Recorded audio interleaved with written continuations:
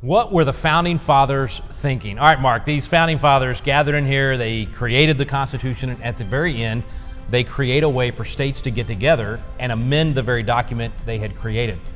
Why not just let each individual state, if they don't like something that's happening from the federal government, just let each state nullify that federal law? That's what our question is. And I've had a lot of people ask me this actually at events, come up and say, why do you need to get all the states together? If my state doesn't like it, we can nullify it. And actually, that's not true. I mean, there were states that tried that a couple of times. If you have one state able to nullify national laws, then couldn't you nullify every law? Yeah, I mean, it turns into chaos is one of the things. Supreme Court's talked about this. Supreme Court, I think, is pretty clear that nullification is unconstitutional. Yeah. But I also think there are just really practical reasons, because I have people ask me this question all the time too, and they're really well-meaning people. They love the Constitution.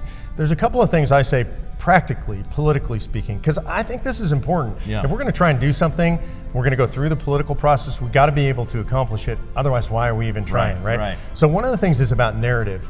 I don't want to have the nullification debate with anybody. Nullification, unfortunately, historically is tied to the Civil War. Yeah. So the second you start saying, I want to nullify, people say, oh, I get it, you want to bring back slavery. So we're going to have a debate about whether you actually want to, I mean, of course that's ridiculous, but now you're defending your position on that. That becomes the whole conversation. That's it. And so I think that's just bad narrative. And the other thing I would say is there just aren't people in the country that support this. You've got to be able to build a base of people for something like that, so that base doesn't exist. We called a convention of states the way we did it to build a big enough base to get there. That's another practical political reality. And here's the last one. I'm only partially facetious when I say this.